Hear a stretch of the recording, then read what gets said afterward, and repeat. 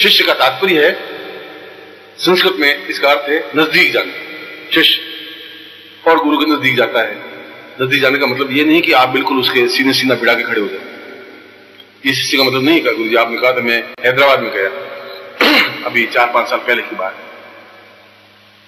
मैं गुरु पूर्णिमा का अवसर था, मैं गंगोत्री से आ रहा था, उसमें से कई लोग यहाँ होंगे साथ में। वहां एक शिष्य था, उसने बड़ा आयोजन अच्छा किया। उन सब 200 शिष्य मेरे साथ में थे। उनको ठहराने की व्यवस्था, भोजन की व्यवस्था बहुत अच्छी की। जब हम हैदराबाद में घुसे तो उसने बैंड बाजे लाया, इस में खूब खुशी मनाई। जिस धर्मशाला में, जिस जगह पर हमें ठहराने की व्यवस्था थी, वो गेट पर वो खड़ा हुआ आरती लगा करके, और उसमें बड़ी बड़ी बत्तियां लगाई थी, मोटी मोटी बत्तियां, रुई की, घी की भर के बत्तियां लगाई थी।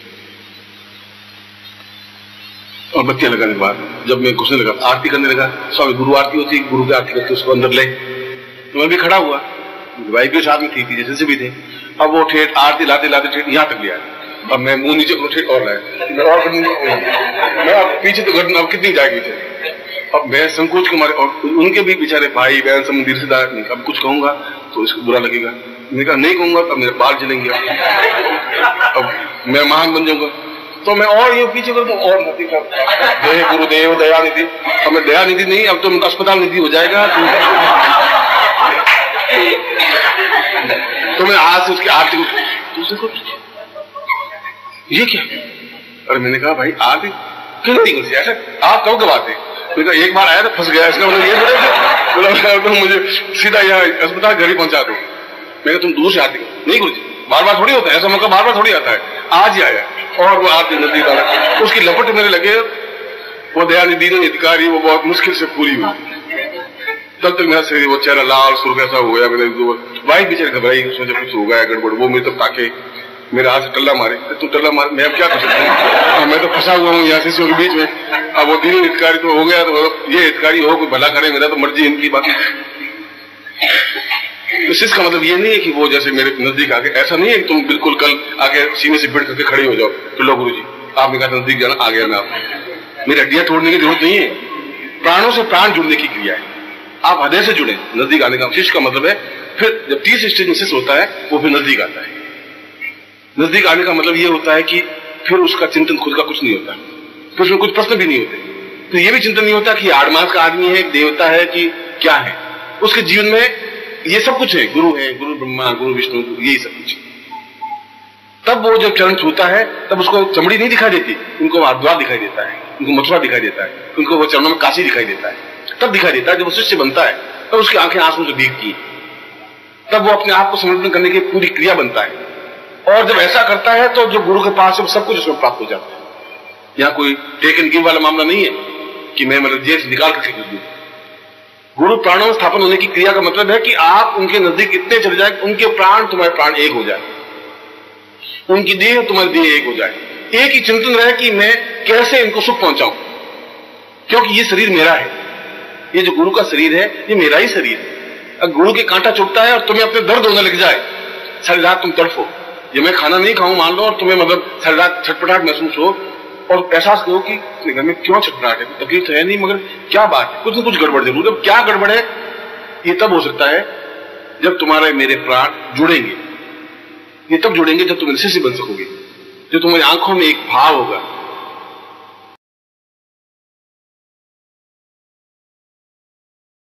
अगर तुम्हारा ये है कि मैं इसलिए सेवा कर रहा हूं हनुमान चालीसा, हनुमान जी को 5 रुपए भोग लगाऊं कि मुझे लॉटरी खोल दे, तो हनुमान जी खुद अपनी खोल देंगे, तुम्हारे क्या के लिए खोलेंगे? जब लॉटरी तुम्हारे 5 रुपए में खुलती है हनुमान जी, तो हनुमान जी खुद ही खोल देंगे। वो हनुमान जी के पास में गया एक व्यक्ति, एक हनुमान जी का मंदिर था, उसे 1 किलोमीटर दूर एक राम जी का मंदिर था, श्री राम और सीता और लक्ष्मण। ये व्यक्ति गया कि श्री रामचंद्र कृपालु भजमनारायण भय दारुणम कंज लोचन कंजम करंज पद गंजारुणम ऐसा स्तुति किया। और उसने कहा कि भगवान राम खुश हुए। उसने बच्चे बोल कैसे आया? उनकी मेरी पत्नी खो गई है। उनके देख भाई ये डिपार्टमेंट मेरा नहीं है, ये 1 मील दूर हनुमान जी बैठे, ये वो काम करते हैं, मेरी खुद की पत्नी खो गई थी तो मैं तो ढूंढ नहीं सकी, तो हनुमान जी तुम आ जा। तो डिपार्टमेंट बंटे हुए। अब तुम नौकंज रोज निकल राम जी के पास, तो राम जी के पास तुम्हारी पत्नी खोई, कहां से लाएंगे राम जी के? वो नहीं ला सकते। उसके लिए तुम्हें हनुमान जी के पास जाना पड़ेगा। और तुम सारी वो कहते भाई तुम बेकार है, 1 घंटे फिर आरती तो सुनाई दे। मैं खुद भी नहीं बेचा, 13 साल भटकता रहा, मैं तो वहां जाओ वो काम करो। और तुम हनुमान जी के पास जाओ कि बस मेरी शादी नहीं हो रही है, हनुमान जी मेरी कुछ करो, तो भैया मैं खुद कुंवार हूं, पितृ हूं, मैं खुद अपनी लड़की ढूंढ नहीं सका, तेरे कहां से लाके दूंगा भैया, वो तो मैं ही लिया। हमने क्या किया, देवताओं को अलग अलग बांट लिया, ये देवता ये काम करेंगे, ये देवता ये काम करेंगे, ये देवता। इसलिए इन देवताओं के पास तुम अगर लॉटरी के लिए, सट्टा के लिए 5-5 रुपए रखे, और आज जो सेवा का तात्पर्य है निस्वार्थ भाव से सेवा होनी चाहिए, कोई स्वार्थ नहीं, मगर सेवा होनी चाहिए तुम्हारी। और सेवा के साथ त्याग होना चाहिए। त्याग वह जो तुम्हें सबसे प्रिय हो, त्याग उसको कहते हैं। तुम्हारे पास 5 किलो मिठाई और 1 गुलाब जामुन रखती है, वो त्याग नहीं है। तुम्हारे केवल 1 रोटी और 1 रोटी का आधा रोटी तुम दान दे दो, वो त्याग कहलाएगा। तुम्हारे पास 5000 रुपए हैं, उसमें से 500 रुपए दे दोगे तो वो त्याग कहलाएगा। मगर त्याग ऐसी स्थिति पे होना चाहिए जहां उसका सदुपयोग हो सके। तो मुझे अगर त्याग करके और 100 रुपए ला करके और एक कुर्ता पहना दोगे तो त्याग तुम्हारा नहीं, यूजलेस है। मेरे आगे कुर्ते 40-50 पड़े, 200 पड़े, तुम्हारा उस कुर्ता मेरे काम नहीं आएगा। तो मुझे और मैं मगर मुझे मिठाई ला के, मैं तो मिठाई खाता ही नहीं, और तुम मिठाई की डब्बा ला के, उससे मुझे कोई मतलब नहीं। इसकी अपेक्षा कोई संस्था का काम हो, जिससे संस्था में और ये लोग आज जिसने भी हॉल बनाया, मैंने पैसे लेके खरीदा, पर जिसने भी ये बनाया होगा उसको भी ये पुण्य मिल रहा होगा जो तुम मंत्र जाप कर रहे हो। चाहे उसका 100वां हिस्सा मिलता हो, चाहे 1000वां हिस्सा मिलता हो, मगर यहाँ एक अच्छा कार्य अगर मैं नहीं होता तो दूसरा शराब पार्टी को यहाँ पर टेबल लगा देता है, शराब जिसकी बोतल होती है, पीते, नाच गाने होते, ऊपर को देखता नहीं, नाच गाने होते, वैसा भी हो सकता था। मगर शायद उनके कोई पुण्य अच्छे होंगे पूर्व जन्म के, यहाँ मंत्र साधना हो रही है, तपस्या हो रही है, अच्छे मंत्र हो रहे हैं, गंदा काम नहीं हो रहे हैं।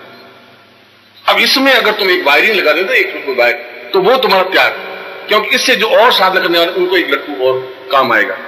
मेरे 500 रुपए का कपड़ा पहनने की अपेक्षा 1.25 रुपए का लट्टू लगाना ज्यादा उपयोगी रहे। उदाहरण लेकर समझा रहा हूं। त्याग का मतलब वह होता है, सेवा का मतलब वो होता है आप खुद वो लगाए कि यहाँ एक बोर्ड अच्छा नहीं है, एक बोर्ड लगाना चाहिए। ऐसा कहकर के, ऐसा मैं तुम्हें नहीं कह रहा हूं कि तुम ऐसा करो, मैं तुम्हें उदाहरण लेकर समझा रहा हूं। चाहे ये हो, चाहे संतोषी माता का मंदिर हो, चाहे जगदम्बा का माता का मंदिर हो, कहीं पर भी जहां त्याग की प्रवृत्ति होती है वहां त्याग भावना तुम्हारी होनी चाहिए, और जहां जरूरत हो वहां तुम्हें करनी चाहिए। सेवा, सेवा के बाद त्याग, त्याग के बाद समर्पण। जहां तुम्हारे समर्पण की भावना है, समर्पण का मतलब है कि आप जो कुछ है अपनी तरफ से पूरी समर्पित कर दीजिए, अपने आप को उसमें लीन कर दीजिए। जब समर्पण हो जाएंगे तब सब कुछ प्राप्त हो जाएगा। जब लोटा बिल्कुल खाली हो जाएगा तो पूरा भर जाएगा।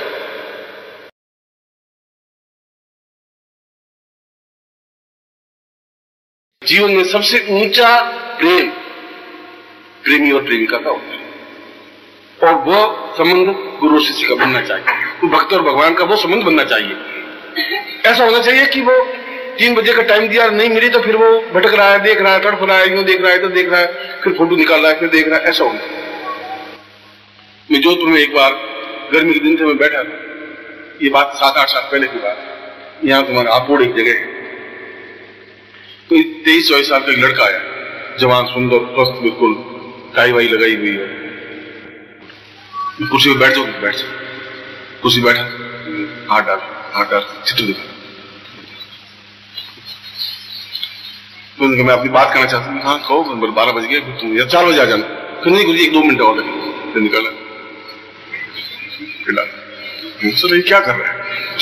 लिखता भलेकर का लड़का है, और अब मेरे जीवन में शिष्य तो सैकड़ों अनेक रूप है, भगवान कई रूपों में आते। मेरे का तो रूप, तुम्हारे जीवन में एक ही भगवान है, गुरु ही। मेरे तो हजारों रूप है। तो उसने यूं करके मैं उसे देखता, मैं कहता तुम कोई क्रिश्चियन है क्या? नहीं गुरुजी हिंदू, पक्का हिंदू। हिंदू तो है। मैं कहता तुम कुछ बात करें? हाँ गुरुजी, एक सेकंड निकाला।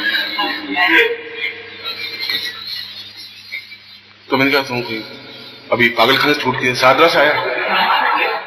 कहाँ रहता है? कैसा? मैं तो हापुड़ में रहता हूँ। तो मैं हापुड़ में तो कोई ऐसा है नहीं पागलखाना, या तो आगरा में या सादरा में। तो तुम हापुड़ में कैसे आया? मुझे आप मुझे पागल समझ रहे हैं। मैं कहा तुम जो कर रहा है उसे तो मुझे ऐसा लग रहा है कि या तो मेंटल की गड़बड़ तेरी, या तुम कोई भाग के आया हुआ है। कहने की ऐसी बात, आप मेरी बात सुनिए। तो मैं कहा तुम बोलेगा तो सुनूंगा, मैं कैसा सुनूंगा? गुरु जी क्या है कि तो आपको क्या बताऊं? कुछ बात कि आप बुरा तो नहीं माने, फिर निकल रखे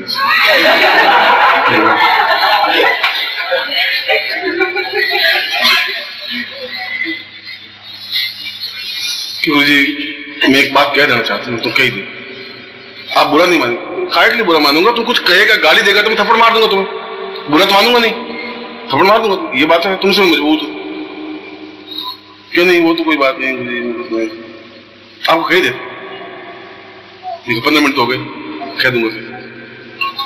आपने कोई प्रेम किया किसी से?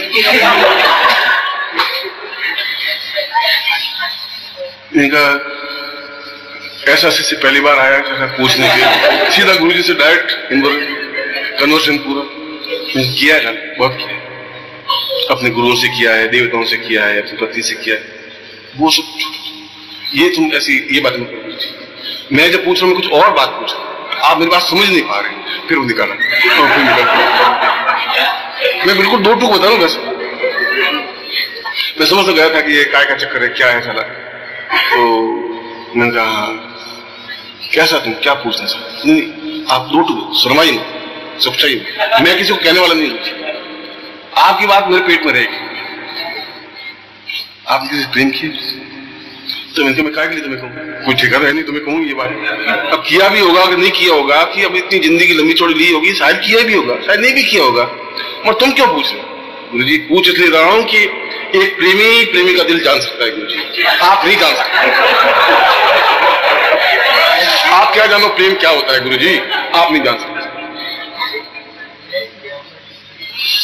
तो मैं कहते दर्द बोल, दर्द क्या है, कितना बड़ा दर्द है, इतना है, कुछ मालूम पड़े कितने, मैंने इतना सा दर्द दिया होगा जिंदगी में, तुम सारी इतना दर्द भोग रहे होगा, अब मालूम नहीं तेरा दर्द तक मैं पहुंचू नहीं पहुंचू, मगर क्या नहीं, आप ये पहले ये बताए कि मैं अपनी समस्या बताऊं कि मैंने नहीं किया प्रेम, जैसे तुम कर रहा है वैसे जिंदगी में किया ही नहीं, कि करते होते से पकड़ के मुझे कभी जेल में डाल देते या थाने पहुंचा देते, मैंने ऐसा कुछ नहीं किया। तो ये कर क्या रहा है कि कुछ नहीं, अभी बता दूंगा, निकल हाथ में रख, ठीक है ईसा मसीह का फोटो हो गया जाता इसके पास। गुरु जी क्या है कि मैं प्रेम करता हूँ गुरु जी, ये तो जितना भारतीय जो पैदा हुए वो सब यही करते हैं, सबसे पहले तो यही करते हैं, वो नहीं सफल होते हैं तो फिर दूसरा गुरु के पास जाते हैं, तो बाद की स्टेज है, शुरू तो यही करते हैं, इसमें जब फेल होते हैं तो फिर गुरु के पास पहुंचते हैं। ये तो अब सेकंड स्टेज में आया, सही है? नहीं आप मजाक मत समझिए प्लीज, आप मजाक मत समझिए, मजाक समझिए जरा। मैंने जिंदगी में गुरु जी प्रेम किया, तुम बहुत महान कार्य किया और कोई नहीं कर सकता, तूने किया, ये दुनिया धन्य हो गई, हमारा हिंदुस्तान धन्य हो गया। फिर हुआ क्या आप पुष्पा को जानते?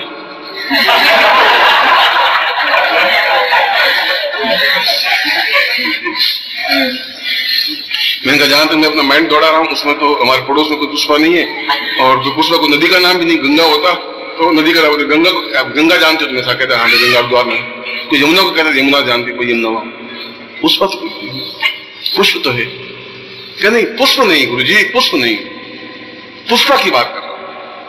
तो मैं तो नहीं जानता, तुम कोई बात हो तो बता। पुष्पा वो शख्सियत है जिसको मैं प्यार करता हूं। तो मैं कहता, तुम मुझे प्यार करते मैं कैसे पहचानूंगा भैया? तुम रहता कहाँ है? मैं हापुड़ में रहता हूँ, मैं तो हापुड़ में आया नहीं, यही तो गड़बड़ है गुरु जी। आप आता मैं दिखा था आपको गुरु जी, और मैं दिखा था तो गारंटी के साथ में आप हापुड़ से हटते नहीं, वही खड़े रहे, उसको देखने के बाद आप हिल नहीं सकते गुरु जी, मैं आपको बताता। मैं तो हिल करके चढ़ यहाँ पे आ गया गुरु जी। अब तो क्या है गुरु जी, पहले बहुत प्रेम था हमारा, मैं रोज उसको ताकता रहता था, वो कभी बोली नहीं जिंदगी में, आज तक बोली नहीं गुरु जी मुझसे, मैं ही ताकता रहता था, वो मेरी परवाह नहीं करती गुरु जी।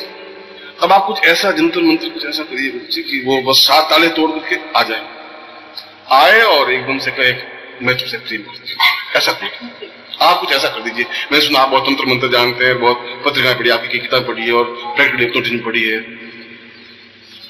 ये फोटो आप देख लीजिए, ये मुझे फोटो दिखाई, दिखा के फिर अपने आंखों से लगाया,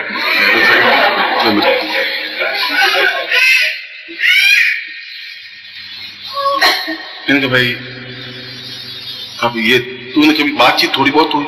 मुझे बातचीत हुई नहीं, गड़बड़ हुई बातचीत, सबसे बात करती, मुझसे बात नहीं रहती, मेरे पड़ोस में सामने रहती। आप हाँ भरिए कि आप हमारा मिलन करवा देंगे। मैंने जनरेटर से आधा घंटा हो गया, दिमाग खराब होते होते तो ये साला दिमाग खराब हो गया। प्रेम में ऐसे होते ही, इसमें कोई नई बात नहीं है। ये भी एक ही उसमें लैला मजनू की फील्ड में एक और पैदा हुआ है। उनको भी मैं तो नहीं कर सकता, मैं तुम्हारी हेल्प नहीं कर सकता, मैं पुष्पा को लाकर तुमसे नहीं मिला सकता। ऐसी एजेंसी खोली नहीं है कि किसी के प्रेमी नहीं हो तो वो बोले नहीं तो लाके मैं नहीं कर सकता। मेरा कहना हुआ कुछ लुढ़क के नीचे बेहोश रहा, कुछ लुढ़क की अलग नाटक है। अब देखे तो मुंह से झाग आवे, आगे मुश्किल हो जाएगी। पानी की छींटे मारे, 2-4 छींटे मारे, जोर से कुर्सी हिली, पत्नी दौड़ के आई, क्या हुआ क्या हुआ? तो हुआ कुछ नहीं, पुष्पा नहीं आई इसलिए। तुमका कौन सी पुष्पा है? मैं तो खुद ने फोटो नहीं देखा, इसकी जेब में फोटो है, इसकी जेब से फोटो निकाला तो एक लड़की का फोटो था इतना सा, तो दूर से खींचा हुआ, तो वापस जेब में डाल दिया। मैंने कहा 8 बीट खत्म नहीं हो जाए इसकी, 8 बीट के पास में रखे तो ठीक रहेगा, आधे दरकता रहेगा, कोई जरूर नहीं साहब इसी से पेश में करो। ये घंटा हो गया, आधा घंटा हुआ, उसको जूता सूंघाया, मिर्ची डाली नाक में, सब कुछ खेल किए, होश भी नहीं है। पुलिस केस अलग बन जाएगा कि आपने इसको कुछ किया इसलिए मर गया, या पानी पिलाया आप लोग, ये सारा बेहोश हो गया। क्योंकि उसको बाहर लाया, गर्मी के दिन थे, हवा की झपट्टे मारे, शिष्य को बुलाया। मैंने कहा भाई ये अब शिष्य को कैसे बताऊं मैं क्या? मैंने कहा भाई बैठा बैठा गर्मी थी, बेहोश हो गया कि गुरु जी आप 12 बजे मत मिला करिए। मैंने कहा नहीं मिलेंगे, आइंदा से ध्यान रखेंगे। 12 बजे जो आते हैं, कोई ऐसा तो ऊपर मैं पहले वो देखा नहीं, 12 बजे दिमाग खराब होता है, घर में देखा नहीं, तो इसलिए मैं तो कुछ बोला नहीं। करीब 4 बजे जाकर होश आती पुष्पा, चुप। मैं क्या चिंता मत कर, तू ठीक है कि नहीं? गुरुजी आप बताओ आप क्या करें? मैं जरूर करूंगा, मैं तो हेल्प करने के लिए ही पैदा हूँ। इनका ये चलो वापस पागल हो जाएगा, मुश्किल हो जाएगी। मैं खुद चलूंगा, आप चल रहा हूँ तेरे साथ, उसको पकड़ कर लाऊंगा, तुम चिंता मत कर, तुम ठीक हो पहले। प्रेमी प्रेमिका का संबंध कैसा होता है उदाहरण दिया। ये संबंध होते हैं, और ऐसा संबंध अगर भगवान से हो जाएगा तो तुम मीरा बन जाओगे, तुम कबीर बन जाओगे, फिर तुम सूर बनोगे, फिर तुम तुलसी बनोगे, फिर तुम रैदास बनोगे, फिर तुम चैतन्य बनोगे। ऐसा संबंध अगर तुम्हारे गुरु से होता है तब तुम्हारे गुरु तुम्हारे प्राणों में स्थापित होते हैं। एक दीवानगी, अपने आप में एकदम से अटैचमेंट, उसके बिना हम रह नहीं सके, ऐसी स्टेज, जब ऐसी स्टेज आती है तो समझना चाहिए कि वो हमारे प्राणों में स्थापित है। जब वो प्राणों में स्थापित है तो अपने पूरे चैतन्यता के साथ स्थापित है।